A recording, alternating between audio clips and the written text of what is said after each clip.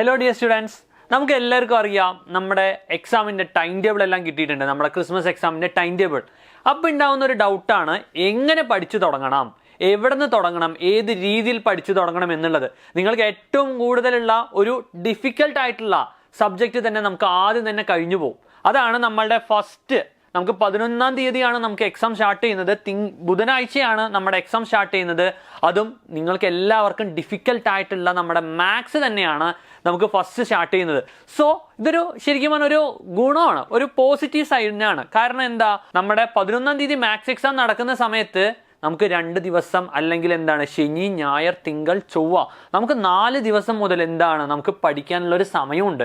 കാരണം അത്രയും നല്ലൊരു കാര്യമാണ് നമുക്ക് എക്സാം ഫസ്റ്റ് തന്നെ കഴിയുന്നത്. നമുക്ക് എല്ലാവർക്കും ഉണ്ടാകുന്ന ടെൻഷനാണ്, ഏതൊക്കെ ചാപ്റ്റേഴ്സ് നേരെ അറ്റൻഡ് ചെയ്യാൻ പറ്റുമോ, മാർക്ക് കുറയോ എന്നുള്ളതെല്ലാം. അതെല്ലാം നമുക്ക് നമ്മളുടെ ഫസ്റ്റ് മാത്സ് എക്സാം കഴിയുന്നതോടുകൂടെ തീരുകയും ചെയ്യും. അതേപോലെ തന്നെ പഠിക്കാനുള്ള സമയമുണ്ട്. പിന്നെ തൊട്ടടുത്ത ദിവസം നമ്മളുടെ 12-ാം തീയതി വ്യാഴാഴ്ച നമുക്ക് നമ്മുടെ ഇംഗ്ലീഷാണ്.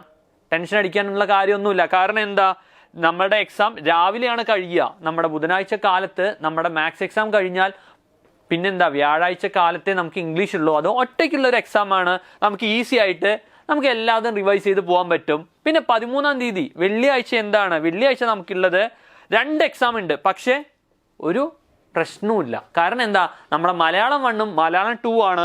അത് നമുക്ക് എന്ത് ചെയ്യാൻ പറ്റും, നമുക്ക് ഈ ഒരു ദിവസം കൊണ്ട് തന്നെ കവർ ചെയ്യാനായിട്ട് പറ്റുന്ന ഒന്നാണ്. അത് കഴിഞ്ഞാൽ പിന്നെ നമുക്ക് ഗ്യാപ്പാ. വെള്ളിയാഴ്ച കഴിഞ്ഞു എന്നുണ്ടെങ്കിൽ 13 കഴിഞ്ഞാൽ 14, 15 2 ദിവസം നമുക്ക് ഗ്യാപ്പാണ്. ആ 2 ദിവസം കഴിഞ്ഞാൽ നമുക്ക് ഹിന്ദി അതേപോലെ തന്നെ ബയോളജി. പക്ഷേ നമുക്ക് എന്ത് ചെയ്യാം, നമുക്കൊരു ശനിയാഴ്ച നമുക്ക് എന്ത് ചെയ്യാം, നമ്മളുടെ ഉച്ചയ്ക്ക് ആഫ്റ്റർനൂൺ സെക്ഷനുള്ള ബയോളജി നമുക്ക് ശനിയാഴ്ച ചെയ്യാം. ഞായറാഴ്ച എന്ത് ചെയ്യാം, നമുക്ക് നമ്മുടെ ഹിന്ദി റിവൈസ് ചെയ്യാം. അതേപോലെ തന്നെ എക്സാം കഴിയുന്ന അല്ലെങ്കിൽ എക്സാം ദിവസം കാലത്ത് നമുക്ക് എന്ത് ചെയ്യാം, വീണ്ടും ഒന്നുകൂടെ റിവൈസ് ചെയ്യാനുള്ള ടൈമും കറക്റ്റ് ആയിട്ടുണ്ട്. പിന്നെ അടുത്തത് നോക്കിയേ, 17-ാം തീയതി നമുക്ക് ഫിസിക്സ്.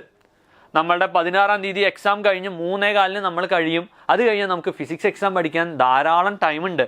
അതേപോലെ തന്നെ 18-ാം തീയതി കെമിസ്ട്രി, പിന്നെ 19-ാം തീയതി സോഷ്യൽ. നമുക്ക് എല്ലാ എക്സാമിനും, പിന്നെയും പറയുകയാണെങ്കിൽ സോഷ്യൽ എക്സാമിന് മാത്രമേ കുറച്ച് ടൈം നമുക്ക് കുറവുള്ളൂ. പക്ഷേ ഒരു പ്രശ്നമില്ല, നമുക്ക് സോഷ്യൽ സിംഗിൾ എക്സാമാണ്. ഇപ്പോൾ ഇവിടെ ഹിന്ദിയും ബയോളജിക്ക് പകരം ഹിന്ദിയും സോഷ്യലായിരുന്നെങ്കിൽ നമുക്ക് നല്ല ഡിഫിക്കൽട്ടാവും. കാരണം നമുക്ക് കവർ ചെയ്തെത്തില്ല. പക്ഷേ ഹിന്ദിയും അതേപോലെ തന്നെ ബയോളജിയുമാണ് ഈസി ആയിട്ടുള്ള 2 സബ്ജക്റ്റാണ്. അതേപോലെ തന്നെ ലാസ്റ്റാണ് നമുക്ക് സോഷ്യൽ എക്സാം ഉള്ളത്. സോഷ്യൽ എക്സാം നമുക്ക് എന്ത് ചെയ്യാൻ പറ്റും, പഠിച്ച് റിവൈസ് ചെയ്യാനായിട്ട് പറ്റും. ഒന്നില്ലെങ്കിൽ എന്ത് ചെയ്യാം, നമുക്ക് ആദ്യം നമ്മുടെ എക്സാം സ്റ്റാർട്ട് ചെയ്യുന്ന 11-ാം തീയതിയാണ്.